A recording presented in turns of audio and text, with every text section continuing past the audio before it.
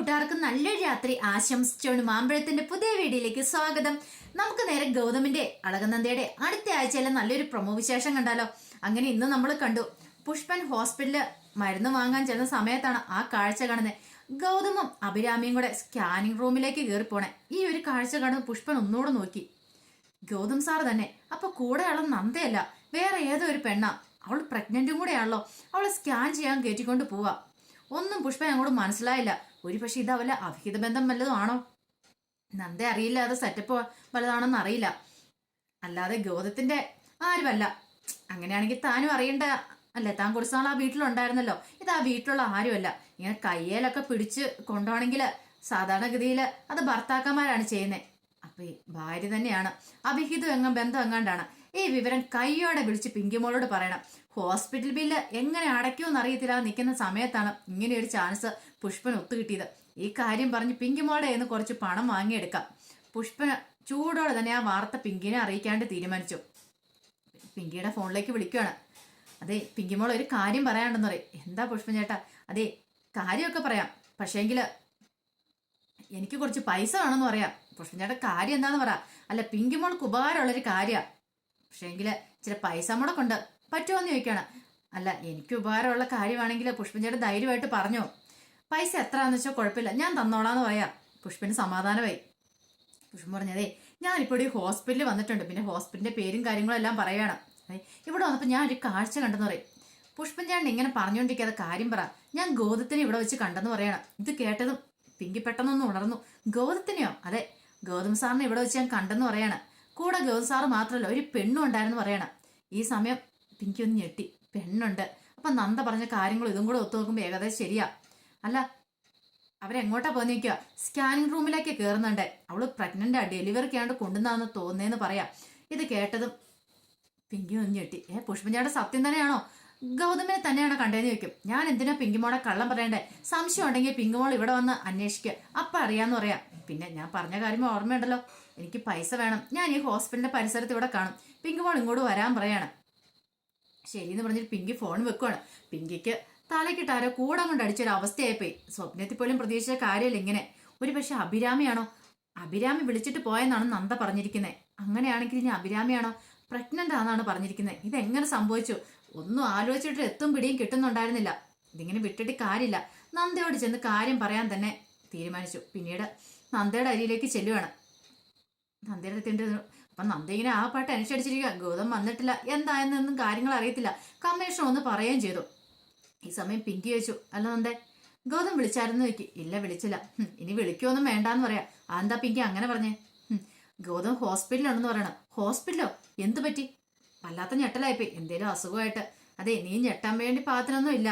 ഗൗതം ഹോസ്പിറ്റലിൽ അയക്കുന്ന അഭിരാമീനെ കൊണ്ടാന്ന് പറയണം. ഇവിടെ നന്ദ അഭിരാമീനെ കൊണ്ടാ? അതെ അഭിരാമീനെ കൊണ്ട് ചെക്കപ്പിന് പോയേക്കോ. അവിടെ ഹോസ്പിറ്റലുണ്ട്.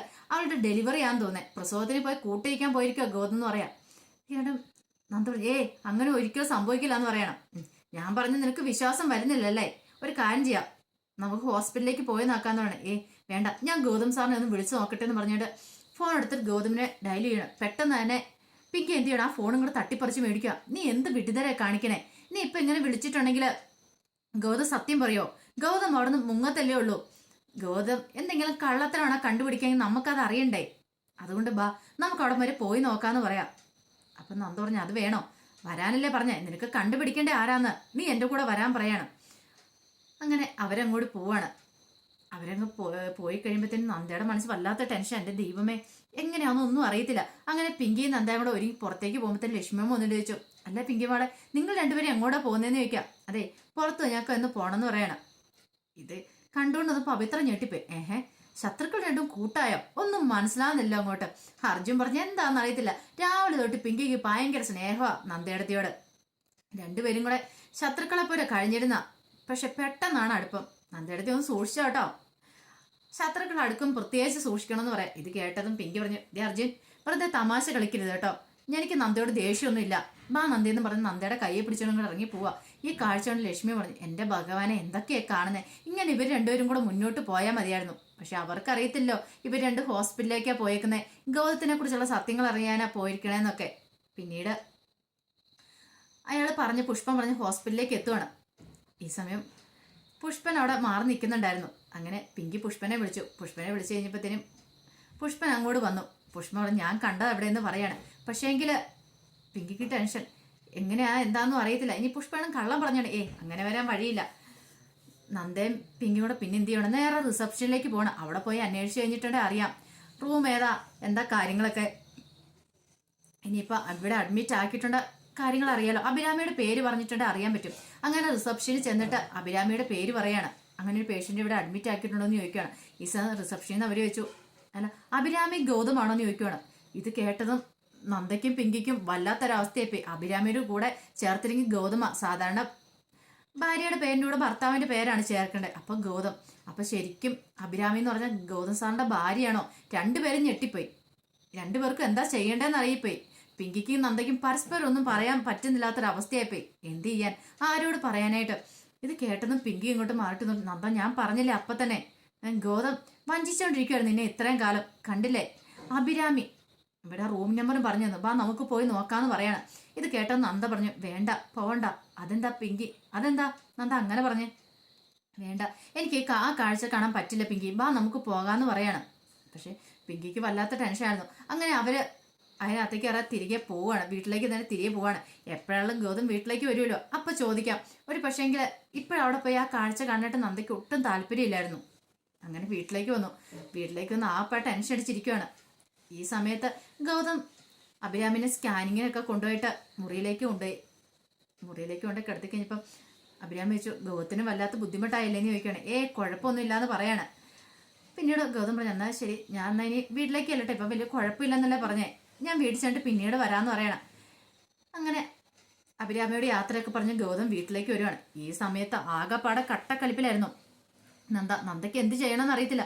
ഗൗതം സാർ തന്നെ വഞ്ചിക്കുമെന്ന് ചിന്തിക്കാൻ പോലും പറ്റാത്ത അവസ്ഥയിലായിരുന്നു നന്ദ ഇരുന്നേ. അതുപോലെ തന്നെയായിരുന്നു പിങ്കിയുടെ അവസ്ഥ. പിങ്കിക്ക് സഹിക്കാൻ പറ്റുന്ന കാര്യമായിരുന്നില്ല അതൊക്കെ. ഹോസ്പിറ്റലിൽ നിന്ന് അറിഞ്ഞ കാര്യങ്ങളൊക്കെ അങ്ങനെ ചിന്തിച്ചുകൊണ്ടിരിക്കുന്ന സമയത്താണ് ഗൗതം അങ്ങോട്ട് വരുന്നത്. ഗൗതം വന്ന് കൊളിമ്പല്ലടിച്ച് പിങ്കിയാണ് പോയി കഥ തുറക്കുന്നത്. ഗൗതത്തിനെ കണ്ടതും പിങ്കിക്ക് വല്ലാത്തൊരവസ്ഥ. പെട്ടെന്ന് ഗൗതം അകത്തേക്ക് വന്നപ്പോഴത്തേനും പിങ്കി ചോദിച്ചു അല്ല ഗൗതം എവിടെയായിരുന്നു ചോദിക്കുകയാണ്. ഇത് കേട്ടോ ഗൗതം ചോദിച്ചു. ഗൗതം പറഞ്ഞു അതൊക്കെ ഞാൻ നിന്നോട് എന്തിനാ പറയണേന്ന് ചോദിക്കുകയാണ്. പറയണമെന്നോ? അല്ല ഗൗതം ഞാൻ ഒരു കാര്യം ചോദിച്ചോട്ടെ, ഈ അഭിരാമി ആരാന്ന് ചോദിക്കുക. ഗൗതത്തിന് മനസ്സിലായി നന്ദ ഇവിടെ എല്ലാവരുടെയും കാര്യങ്ങളൊക്കെ പറഞ്ഞിട്ടുണ്ടെന്ന്. അതെ, അഭിരാമി ആരാന്ന് നിന്നോട് ഞാൻ പറയണേ എന്തിനാ, അത് നിനക്ക് അറിയേണ്ട ആവശ്യമില്ലെന്ന് പറയണേ. ഈ സമയം അർജുനും കൂടെ അങ്ങോട്ട് വന്നു. അർജുൻ വന്നിട്ട് പറഞ്ഞു ദേ പിങ്കി നീ എന്തിനാ ഇതിനെക്കുറിച്ചൊക്കെ ചോദിക്കുന്നേ, അത് ഒഫീഷ്യൽ കാര്യങ്ങളായിരിക്കും എന്ന് പറയാം. ഇത് കേട്ടും പിങ്കി പറഞ്ഞു എന്ത് ഒഫീഷ്യൽ കാര്യങ്ങൾ? അല്ല ഗൗതം എങ്ങോട്ടാ പോയത്? അതെ നിന്നോട് പറയേണ്ട ആവശ്യമൊന്നുമില്ല, ഞാൻ ഡ്യൂട്ടിക്ക് പോയതാന്ന് പറയാൻ. ഡ്യൂട്ടി? എന്ത് ഡ്യൂട്ടി? എവിടെയാ ഗൗതമിന് ഡ്യൂട്ടി ഉണ്ടായിരുന്നു ചോദിക്കുക. അതെ ഇങ്ങനെ ഇപ്പം അങ്ങോട്ട് പോകണ്ട, അഭിരാമി ആരാന്ന് പറഞ്ഞിട്ട് അങ്ങോട്ട് പോയാൽ മതി പറഞ്ഞിട്ട് അങ്ങോട്ട് നിൽക്കുകയാണ്. ഈ സമയം ഗൗതം പറഞ്ഞു മാറ് പിങ്കി, നിന്നോട് മാറാനല്ലേ പറഞ്ഞതെന്ന് ചോദിക്കുകയാണ്. പക്ഷേങ്കിൽ പിങ്കി അങ്ങ് മാറാൻ കൂട്ടാക്കില്ല. അർജുൻ പറഞ്ഞു നീ എന്താ പിങ്കി കാണിക്കുന്നത്, മാറി നിൽക്കാൻ പറയണം അങ്ങോട്ട്. പിന്നീട് ഗൗതം അങ്ങോട്ട് കയറിപ്പോണ്. അർജുൻ വന്നിട്ട് ചോദിച്ചു നിനക്ക് എന്ത് പറ്റി പിങ്കി, നീ എന്തിനാ അങ്ങനെയൊക്കെ ചോദിക്കുന്നേ?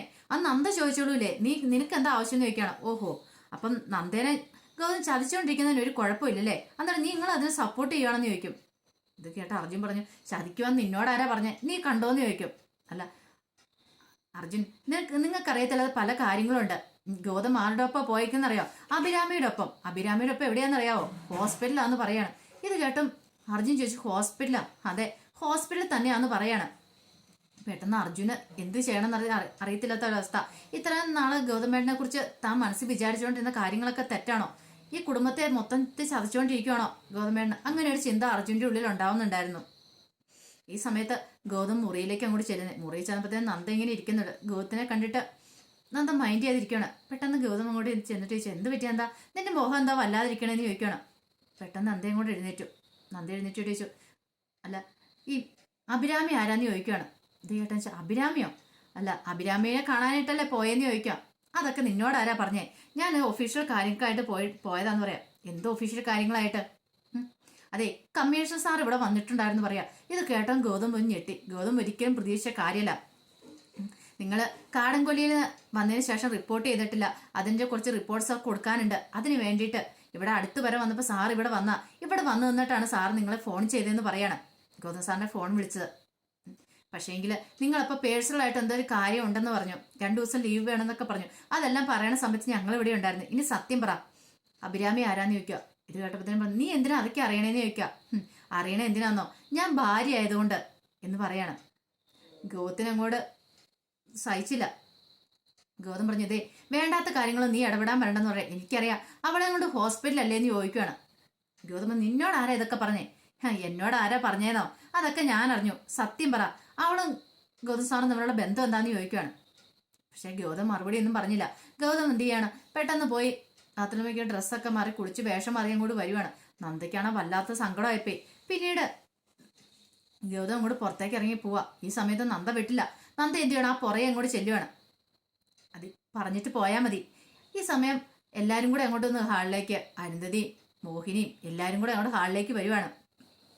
അതിനും എല്ലാവരുടെയും മുന്നിൽ വെച്ച് തന്നെ നന്ദ പറഞ്ഞു, ഈ കഴുത്തിൽ താലി ഇട്ടിരിക്കുന്ന ഗൗതം സാറല്ലേ? അപ്പൊ ഈ താലി കഴുത്തിലുള്ളിടത്തോളം കാലം ഗൗതമേട്ടനോട് ചോദിക്കേണ്ട അവകാശം എനിക്കുണ്ട്. അതുകൊണ്ടാണ് ചോദിക്കുന്നത്, അഭിരാമിയായിട്ടുള്ള ബന്ധം എന്താ, അത് പറഞ്ഞിട്ട് പോയാമെന്ന് പറയാം. എനിക്കതിപ്പോ പറയാൻ സമയമില്ല, എനിക്ക് ഇച്ചിരി അർജന്റുണ്ട്, എനിക്ക് പെട്ടെന്ന് പോകണമെന്ന് പറയാം. അങ്ങനെ പോകണ്ട, എനിക്ക് മറുപടി തന്നിട്ട് പോയാൽ മതി എന്ന് പറയാം. ഇത് കേട്ട അരുന്ധതി ചോദിച്ചു, ഗൗതം അവള് ചോദിച്ചു കേട്ടില്ലേ, അതിനുള്ള മറുപടി കൊടുക്കാൻ പറയാണ്. ലക്ഷ്മിയമ്മ പറഞ്ഞു, എന്താ മോനെ നീ ഇങ്ങനെയൊക്കെ, നിനക്ക് എന്ത് പറ്റി? ഈ അഭിരാമി ആരാന്ന് ചോദിച്ചാൽ അതിനുള്ള മറുപടി കൊടുത്താൽ പോരെ, നീ എന്തിനാ ഒളിച്ചു വെക്കണേ? എന്താണേലും തുറന്നു പറ, നിന്റെ ഭാര്യയല്ലേ ചോദിക്കുന്നേ, മറ്റാരും അല്ലല്ലോ ചോദിക്കുന്നേ, പിന്നെ എന്താ കുഴപ്പമെന്ന് ചോദിക്കാം. പക്ഷെ ഗൗതം പറഞ്ഞു, എനിക്കിപ്പോൾ അതൊന്നും പറയാൻ പറ്റില്ല, അതിനുള്ള സമയമല്ല എനിക്ക് പോകണമെന്ന് പറയാം. ഇത് കേട്ടോ അർജുൻ എന്നിട്ട് പറഞ്ഞു, ഗൗതമേട്ട നന്ദയെടുത്ത് ഗൗതം മേഡം പറഞ്ഞില്ല, ഒഫീഷ്യലായിട്ടുള്ള കാര്യങ്ങളല്ലെന്ന് മനസ്സിലായി, എന്തോ കാര്യമുണ്ട്, എന്താണെന്ന് തുറന്നു പറ. ഞങ്ങളെല്ലാവരും ഗൗതമേട്ടൻ്റെ സഹോദരങ്ങളൊക്കെ അല്ലേ, പിന്നെ ഞങ്ങളോട് പറഞ്ഞാൽ എന്താ കുഴപ്പം, അതിന് മാത്രം എന്താ പ്രശ്നമുള്ളേ, എന്താണെങ്കിലും തുറന്നു പറയാൻ പറയണം. പക്ഷെ ഗൗതം അർജുനോട് പറഞ്ഞു, നീ അങ്ങോട്ട് മാറി നിൽക്കുക, എനിക്ക് പോകണമെന്ന് പറഞ്ഞ് ഗൗതം അങ്ങോട്ട് പോവാണ്. വല്ലാത്ത സങ്കടമായിപ്പോയി നന്ദയ്ക്ക് സഹിക്കാൻ പറ്റുന്നതിലും അപ്പുറമായിരുന്നു. നന്ദ കരഞ്ഞോണ്ട് മുറിയിലേക്ക് പോവാണ്. ഈ സമയം ലക്ഷ്മിയും പറഞ്ഞു, എന്റെ ഭഗവാൻ എന്തൊക്കെയായി കാണുന്നേ കേൾക്കുന്നേ, ഒന്നും അങ്ങോട്ടും മനസ്സിലാകുന്നില്ലെന്ന് പറയണം. പിങ്കി പറഞ്ഞു, ഇനിയിപ്പൊ എന്ത് മനസ്സിലാകാനായിട്ടാ, ഗൗതം നമ്മളെല്ലാരും വഞ്ചിച്ചോണ്ടിരിക്കുക, നന്ദേനെ പറ്റിച്ചോണ്ടിരിക്കുക, ഗൗതമിന് മറ്റൊരു ഭാര്യയുണ്ട് എന്നൊക്കെ പറയാം. ലക്ഷ്മി പറഞ്ഞു, എന്തേ മോളെ അനാവശ്യം പറയരുന്ന് പറയാണ്. അനാവശ്യം ഗൗതത്തിനെ കാണിക്കാം, ഞങ്ങൾക്ക് പറയുന്നതിനാണോ കുഴപ്പമെന്ന് ചോദിക്കുക. അർജുൻ പറഞ്ഞു, നീ കാര്യങ്ങളൊന്നും അറിയാതെ ഇങ്ങനെ സംസാരിക്കരുതെന്ന് പറയാണ്. കാര്യങ്ങളൊന്നും അറിയാതെ സംസാരിച്ചല്ല, അറിഞ്ഞുകൊണ്ട് തന്നെയാണ് സംസാരിക്കണമെന്ന് പറയാം. മുറിയിലേക്ക് പോയ നന്ദയ്ക്ക് വല്ലാത്ത സങ്കടമായിരുന്നു, എന്ത് ചെയ്യണമെന്ന് അറിയത്തില്ലാത്തൊരവസ്ഥ. ഗൗതം പിന്നീട് ഹോസ്പിറ്റലിലേക്ക് വരുവാണ്. ഹോസ്പിറ്റലിൽ വന്നു കഴിഞ്ഞിട്ട് മുറിയിലേക്ക് വന്നപ്പോൾ ഗൗതത്തിന് മുഖം കണ്ടു കഴിഞ്ഞപ്പോൾ അഭിരാമി ചോദിച്ചു, എന്ത് പറ്റി ഗൗതം, മുഖം വല്ലാതിരിക്കണം എന്താന്ന് ചോദിക്കുക. ഒന്നുമില്ലാന്ന് പറയാം, എനിക്ക് മനസ്സിലായി, വീട്ടിലെന്തെങ്കിലും പ്രശ്നങ്ങളൊക്കെ ഉണ്ടായെന്ന് ചോദിക്കുക. കുഴപ്പമില്ല, കാരണം ഈ സമയത്ത് അഭിരാമിയുടെ മനസ്സ് വേദനിപ്പിക്കണ്ട, പ്രഗ്നന്റ് ആയിട്ടിരിക്കണ സമയമല്ലേ, വെറുതെ വേദനിപ്പിക്കണ്ടെന്ന് കരുതി ഒന്നും പറഞ്ഞില്ല. അല്ലെങ്കിൽ ഞാനൊരു കാര്യം പറഞ്ഞോട്ടെ, ഒരു കാരണവശാലും ഞാൻ ഇവിടെ ഉണ്ടെന്ന് പുറത്താരും അറിയില്ലെന്ന് പറയാം. കാരണം അത് അറിഞ്ഞിട്ടുണ്ടെങ്കിൽ എൻ്റെ വീട്ടുകാർക്കൊക്കെ നാണക്കേടാവും. അത് മാത്രമല്ല, എൻ്റെ ഡെലിവറി കഴിഞ്ഞിട്ട് എനിക്ക് എന്ത് സംഭവിച്ചാലും കുഴപ്പമില്ല, ഇപ്പം എനിക്ക് ജീവിക്കണം എന്നൊരു ആഗ്രഹമൊക്കെ തോന്നുന്നുണ്ട്. ഒരു പക്ഷെ ഡെലിവറി കഴിഞ്ഞിട്ടുണ്ടെങ്കിൽ ഗൗതമനെ പോലീസിനെ കൈമാറില്ലേന്ന് ചോദിക്കുക. ഗൗതം പറഞ്ഞു, അതിനെക്കുറിച്ച് ഞാൻ ചിന്തിച്ചുകൊണ്ടിരിക്കുന്ന അറിയാലോ, നീ ചെയ്ത തെറ്റുകൾ ചെറിയ തെറ്റുകളൊന്നും അല്ല അഭിരാമി എന്ന് പറയാം. ഇത് കേട്ടോ അഭിരാമി പറഞ്ഞു, എനിക്ക് ജീവിക്കണം ഗൗതം, എനിക്ക് ജീവിക്കാൻ കൊതി തോന്നുക, എനിക്ക് എൻ്റെ കുഞ്ഞിനെ കൊഞ്ചിക്കണം ലാളിക്കണം. ഒരു പക്ഷേങ്കിൽ ഞാൻ ജയിലിലേക്ക് പോയിട്ടുണ്ടെങ്കിൽ അതിനുള്ള അവസരങ്ങളൊന്നും ഇല്ലാതാവും. അതുകൊണ്ട് ഗൗതം എനിക്കൊരു ഉപകാരം ചെയ്തു തരണം, ഞാൻ ഇവിടെ ഉണ്ടെന്ന് ആരോടും പറയരുത്, ആരും അറിയുകയും ചെയ്യരുത്, എനിക്ക് ഇങ്ങനെ ജീവിച്ചാൽ മതി. ഞാൻ ഈ പ്രസവിച്ച് കഴിയുമ്പോൾ ഞാൻ ഈ കുഞ്ഞിനെ കൊണ്ട് എങ്ങോട്ടേലും പൊക്കോളാം, എവിടെയെങ്കിലും പോയി ജീവിച്ചോളാം, എന്നെ ഒന്ന് സഹായിക്കണമെന്ന് പറയാം. ഗൗതത്തിന് എന്ത് ചെയ്യണമെന്ന് അറിയത്തില്ലാത്തൊരവസ്ഥ.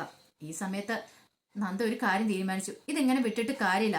തൻ്റെ കഴുത്തിൽ താലി അർത്തിയത് ഗൗതം സാറിന്, ഒരു ദിവസം ഞങ്ങൾ ഭാര്യ ഭർത്താക്കന്മാരെ ജീവിച്ചോളൂ, പക്ഷേങ്കിൽ ഇനി ഇങ്ങനെ മുന്നോട്ട് പോയിട്ട് കാര്യമില്ല. നന്ദ രണ്ടും കൽപ്പിച്ച് നേരെ ഹോസ്പിറ്റലിലേക്ക് പോവാണ്. അങ്ങനെ ഹോസ്പിറ്റലിലേക്ക് ചെന്നിട്ട് റൂം നമ്പറൊക്കെ നേരത്തെ നന്ദ ചോദിച്ചിട്ടുണ്ടായിരുന്നു. നന്ദയ്ക്ക് റൂം നമ്പറൊക്കെ അറിയാനും നേരെ അങ്ങോട്ട് കയറി ചെല്ലുവാണ്. അങ്ങോട്ട് കയറി ചെന്ന് കഴിഞ്ഞപ്പോൾ നന്ദ ആ കാഴ്ച കാണുന്നത്. നന്ദ പോയി കഴിഞ്ഞപ്പോഴത്തേന് അഭിരാമിയുടെ അടുത്ത് ഗൗതം ഇരിക്കുന്നുണ്ട്. നന്ദയ്ക്ക് സഹിക്കാൻ പറ്റുന്നതിലും അപ്പുറമായിരുന്നത്. പെട്ടെന്ന് നന്ദ അങ്ങോട്ട് കയറി ചെല്ലുവാണ്. നന്ദയെ കണ്ടതും ഗൗതം ഒന്ന് ഞെട്ടി. ഗൗതം പെട്ടെന്ന് പുറത്തേക്ക് ഇറങ്ങി വരുവാണ്. എന്താന്ന് ചോദിക്കുകയാണ്. നന്ദ പറഞ്ഞു, അതെ ഒരു മിനിറ്റ് എന്ന് പറഞ്ഞ് പുറത്തേക്ക് അങ്ങോട്ട് വിളിച്ചിറക്കിക്കൊണ്ട് പോയി. പിന്നീട് കഴുത്തെ കിടന്ന ആ താലിമാലി അങ്ങോട്ട് പോയി ഒരു ഗൗതത്തിന്റെ കയ്യിലേക്ക് കൊടുത്തിട്ട് പറഞ്ഞു, അതെ ഇത് കെട്ടിയത് ഗൗതം സാറാ, ഗൗതം സാറ് തന്നെ വെച്ചോ, ഇതിനി ഇടാനുള്ള യോഗ്യതയൊന്നും എനിക്കില്ല എന്ന് പറയാണ്. കാരണം ഇത്രയും കാലം ഞാൻ ഗൗതം സാറിനെ വിശ്വസിച്ചാണ് ഈ താലിമാല കഴുത്തിൽ ഇട്ടുകൊണ്ടിരുന്നത്, പക്ഷെ ഇനി ഇതിന്റെ ആവശ്യമില്ല. വേറൊരു പെണ്ണിന്റെ അല്ലെങ്കിൽ അവള് പ്രഗ്നന്റ് ആണ്, ഉടനെ ഡെലിവറി ഉണ്ടാവും തോന്നേ. അപ്പൊ അങ്ങനെ ഒരു സ്ത്രീ കൂടെ ഉള്ളപ്പോ എന്റെ ആവശ്യം ഇനിയിപ്പോ ഗൗതം സാറിനില്ല. അതുകൊണ്ട് ഇനിയിപ്പം നമ്മൾ രണ്ടും വേർപിരിയുന്നതായിരിക്കും നല്ലത്. എനിക്കിത് ഗൗതം സാറിനെ പോലെ ഒരു ഭർത്താവിനെ ആവശ്യമില്ലെന്ന് പറഞ്ഞിട്ട് ആ താലിമാലി ഗൗതത്തിന്റെ കയ്യിലേക്ക് കൊടുത്തിട്ട് നന്ദ അങ്ങ് തിരിഞ്ഞു നടക്കുവാണ്. എന്ത് ചെയ്യണമെന്ന് അറിയത്തില്ലാതെ ഗൗതം ഇങ്ങനെ നിൽക്കുക. അപ്പൊ അതിന്റെ വിശേഷങ്ങളൊക്കെ നമ്മൾ ഈ അടുത്തയാഴ്ച കാണാൻ പോകുന്നത്. ആ വിശേഷങ്ങൾക്കായി നമുക്ക് എല്ലാവർക്കും കാത്തിരിക്കാം കേട്ടോ. ആദ്യമായി കാണുന്നവരാണെങ്കിൽ ചാനൽ ഇഷ്ടപ്പെട്ട ഒന്ന് സബ്സ്ക്രൈബ് ചെയ്യാൻ മറക്കരുതേ. അതോടൊപ്പം തന്നെ കണ്ടുകൊണ്ടിരിക്കുന്ന എല്ലാവരുടെ സപ്പോർട്ടിലേക്കും തുടർന്നും പ്രതീക്ഷിച്ചുകൊണ്ട് എല്ലാവർക്കും ഒരിക്കൽ കൂടി നല്ലൊരു രാത്രി ആശംസിച്ചുകൊണ്ട് നിർത്തുന്നു. നന്ദി.